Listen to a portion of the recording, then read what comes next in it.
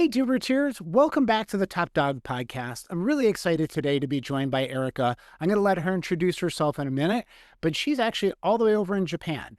And as you know, animal welfare is a global issue, and we're really excited to have Erika on our program today. So, Erika, welcome to the show.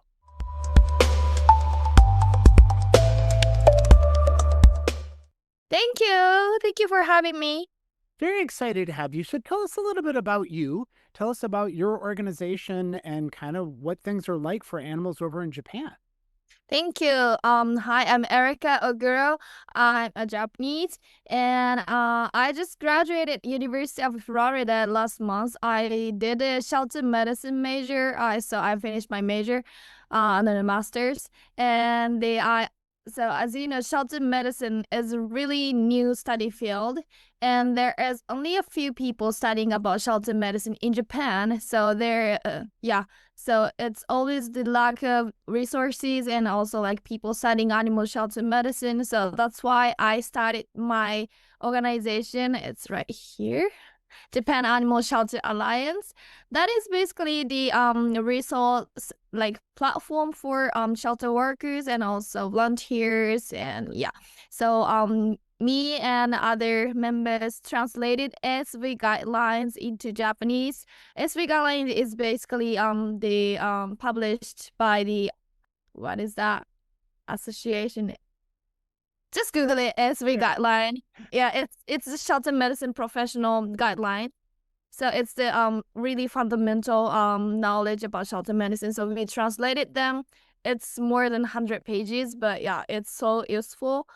So and also I started my business. It's more Japan Animal Shelter Alliance is more non-profitable, but my business is more profitable, which is the I'm doing building the animal shelter software and also adoption platform. You know, Erika, for people that are not familiar with how animal sheltering works in Japan, maybe give us an overview. How many shelters? Does it work similar to the US? I mean, what's the model like? Okay, so in Japan we have 120 municipal shelters all over the Japan, and also I assume around 1,000 animal welfare organization. I'm not sure how many organizations have like physical shelter, Sure. because compared to United States, in United States have like municipal shelter and also huge NPO has the shelter, physical shelter, right? Mm. But in Japan, we have the municipal shelter, but at the same time we have a lot of shelter, but most of shelters are really small size. So we don't have kind of like SPCA or best friends or humane society or something like that size of organization. We're doing like more individual and also more smaller size. So most of shelters are like more like one household size.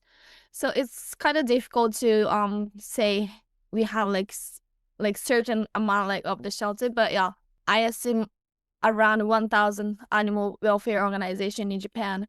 Okay. And then do they operate the same? I mean, are there lots of stray animals in Japan, lots of feral cats that need TNR, or is the model very different? In United States, most of the municipal shelters are open at admission. They take all the animals, but in Japan, municipal shelters are kind of like limited admission. I would say limited because I think 5 or more than 5 years ago, the Japanese government changed the law. The then government municipal shelter can reject like be able to reject animals entering shelter. Like in the past, people or like pet owners or pet shops or pet stores, breeders can bring the animals to the shelter to abandon them like animals. But that's why like the number of the intake is has increased in Japan. So that Japanese government, okay, maybe we should change the law like to ban bringing the animal into the shelter. So right now Japanese municipal shelter are a bit limited at admission, but we do like some of the municipal shelter achieved no kill shelter, And also we have a lot of stray animals, but depending on the area, we don't see any stray, or like s- some area really trying to TNR so hard. And yeah, it's, Japan is like huge country, not like the States, but yeah, Yeah. huge country. So we do like several approach, and yeah, it works well, I guess. Now, every leader in animal welfare like yourself had a moment where, they decided they wanted to focus their career on animals. Take us Mhm. back to your moment. Was it a specific animal? Was it something in your childhood or something later? So when I was undergrad, I actually majored in African area studies. Hmm. Yes, and I studied about sport hunting. Do you know sport hunting? Yep. Yep. I studied about sport hunting, and I was so shocked because like some people treat animals like family, but some people treat animals like just killing the animals as their like hobby or fun, and it doesn't make any sense for me. So then I started learning the animal ethics, animal rights, and something like that. And I found out the pet industry, especially in Japan, is really really bad. Like the environment and also like system and everything. Then I studied at Clemson University for 1 year as an exchange student, and I got 1 month winter break. So I decided to volunteer at one of the animal shelter in Los Angeles. Okay. And I was like, wow, this is a shelter in the States. People just hanging out, like coming to the shelter and playing with animals and learning animals like behavior and body language. And kids are playing all the shelters. And it's so nice because like my image about shelter is the more like dark and like not lovely space, more sad. The shelter where I volunteered is more like fun place, more lovely place, more in a positive energy, and everything has changed. So that then I like why I volunteering in that shelter, I always asking, hey, why is so different? Like what is the difference between Japan and the States? And one of the shelter staff told me, hey, do you know shelter medicine? That is my turning point. And I Googled shelter medicine, Yeah. but there is no major in Japan, and there is no university be able to study shelter medicine. So, and I found the University of Florida has an online master course. Then, yes, that is my next career. Let's go. And then I decided to join the University of Florida.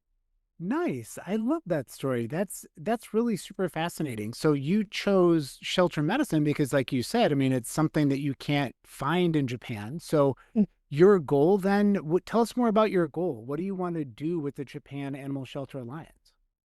So through my organization, Japan Animal Shelter Alliance, I want to expand the knowledge about shelter medicine to all the Japanese people, especially who working at the shelter, and translating all the resources from the States into Japanese.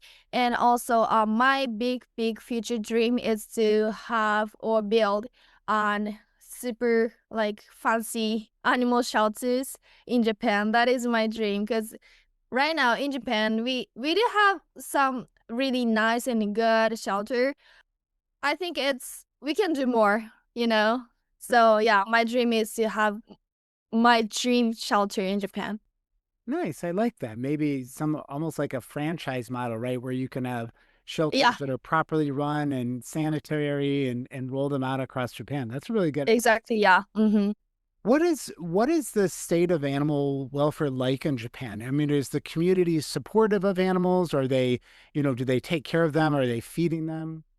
Yeah, community animals, yes. Some people taking care of the community animals, and but I would say some people still don't know about the how to treat community animals, how to feed the animals. So I think we need more education and expand about like how to interact with the community animals, something like that. But it's getting better, I guess.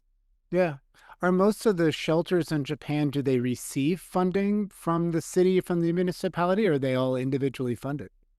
It's difficult because municipal shelter is also don't have enough resource or funding. Mm. So most of the nonprofit organization or animal welfare organization is getting the funding from more like donation based, not from government or not from the local municipal sectors. Yeah. Okay. So you decided to start the Animal Shelter Alliance in Japan to bring, I'll call it knowledge and education about animal shelter medicine Mm-hmm. to the 1,000 organizations. But then that wasn't enough. You also decided you were going to start your own company. Mm-hmm. Yeah. Tell us more about that. Yeah. So while I volunteering at the animal shelter, I was surprised how they record all the data and information. They use iPad and they put all the information on iPad, and there is certain software for animal shelter use. And when I got back to Japan, I volunteered at some shelters, and they record all the data on notebook or paper or whiteboard. Oh, And yeah, so all the information is like everywhere, and it's so difficult to track the data. When I was studying about shelter medicine at the University of Florida, I read so many articles from the shelter animal account. They collect all the data from like more than 7,000 shelters, I guess. yeah. Yeah, so they have a certain number of data, intake data and also outcome data, and also like how many animals come into the shelter and how many percentage of the animals are not spay or neutered or spay neutered or something like that. And they analyze all the data and see the trend of the sheltering system and sheltering animals. So I think it's super important for Japan to track data and analyze all the trends. Yeah, so I think one of the like software is the best way to collect data and also improve the shelter operation for Japanese shelters too. So Yeah. Yeah. I love that idea. I mean, as you know, we've got some software here in the US, but yeah. it's not in Japanese, right? So I'm sure that's a big hurdle for some of those organizations there. They need it Yeah. to be in Japanese. The beginning, I thought maybe like translating some softwares from the States would be easier, Sure. but I tried to translate, but seeing the Japanese shelter operation, it's super different than the States. So I think it's more important to develop from the scratch, like to fit the Japanese culture. Yeah. No, that's a really, really astute point, Eric. I mean, we can't just take what we do in the US and plop it to Hmm. other countries because, as you said, the process is different, the culture is different, the language is different, how they interact with their community. I mean, there's so many different things. It's really important that in software terms, we call it localize the software so that it works for the needs of the community. Because at the end of the day, that's what it's all about is supporting the community. Yeah, that's so true. So we still developing the like building the software right now. So I will start the like test use from next week. Okay. So let's see. Yeah, right. See how well Yeah. this works. Yeah. Now, have you built a team? I mean, tell me more about how you started two different organizations, one that's more of a nonprofit, one that's more of a for-profit. So, Mm. have you recruited and built a team to support you? Actually, for the nonprofit organization, when I was, studying about shelter medicine at the University of Florida, I had I made a reservation, like booking, like to one of the professor at the University of Florida, and I was like, hey, I really want to expand this like shelter medicine and knowledge and other resource to Japan, but there is no one I can work with. So do you know anyone who can like join me? Yeah. then my professor told me, hey, a few years ago, one Japanese vet graduated the University of Florida, so maybe we can connect each other. Then you can translate SV guideline. That is the beginning. So her name is actually Dr. Naguchi, joined us. I mean, joined me because I was the only one person who doing this organization. So she joined me, and that is the beginning. And then we started the online seminar once a month, and we translated all the resources, and having a meeting with municipal shelter and also private shelter, the members getting bigger, and community getting bigger. So we have 6 vets right now, and 2 vet students right now, and 1 designer for all the publishing thing, and me. That is the nonprofit. And for the business side, I have the one engineer. He is actually have no idea about animal shelter before, Right. but he has super talented with the tech side. So I convinced him to join me. Super trying to learn how animal shelter works in Japan, and he building this shelter software. So it's super great. I'm so glad, and I'm so happy to have him.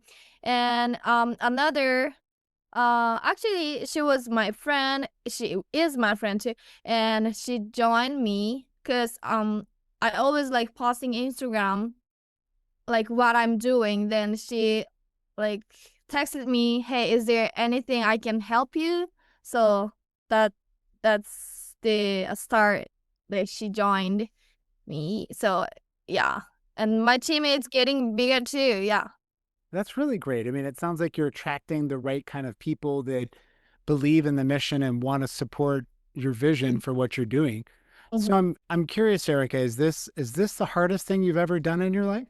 Hardest thing. Okay. I would say studying or learning English is Okay. the hardest thing because I hate English.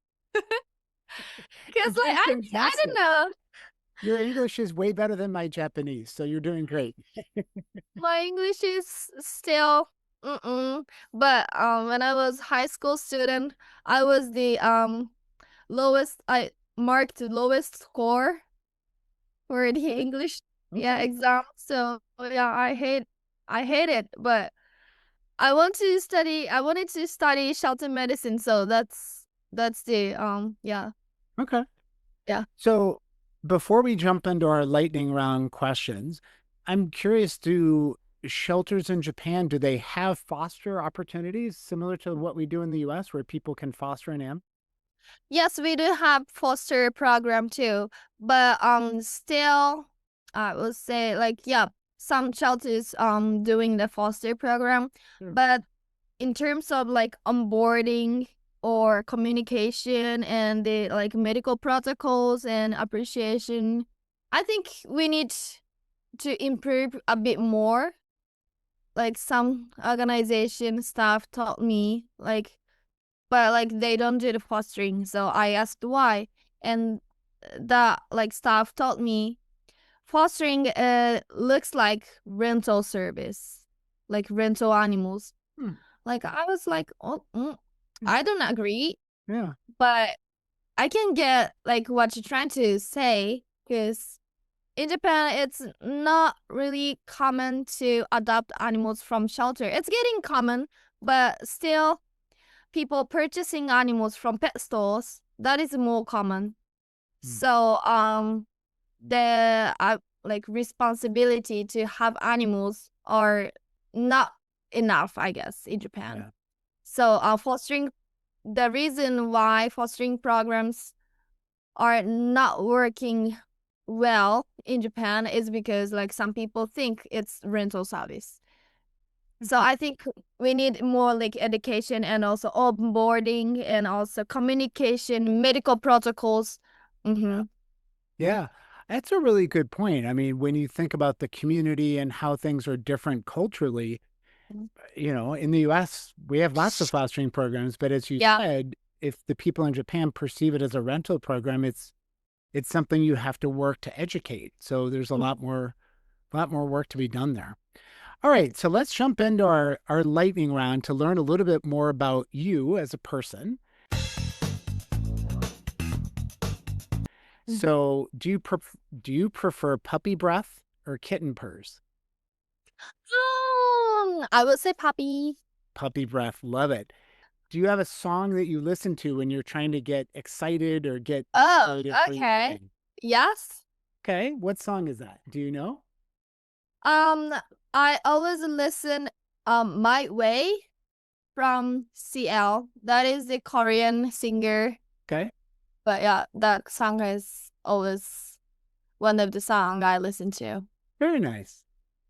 If you found $100 US dollars, I don't know what the equivalent is in Japanese yen, but if you found $100 right now and you had to spend it in the next 5 minutes, what would you spend it on? I purchased some books. Okay, I like it. And last question, if you could go back to your younger self and impart some advice to your younger self, what would you tell her? Study English. I love that, Erica. I think your English is amazing. I think what you're doing is amazing. And I want to help you and support you in any way I can. Certainly, our viewers and listeners, if they can support you, we'll make sure to link to you and they can reach out. Is there anything else you'd like to share with people before we wrap things up today? I'm looking for international team members, so feel free to contact me. Awesome. Well, Erica, thank you so much. Thank you for sharing your story. Thank you for what you're doing. It's a big task, but I can feel your energy and I'm really excited to see where this is going to go. Thank you. Thank you for having me.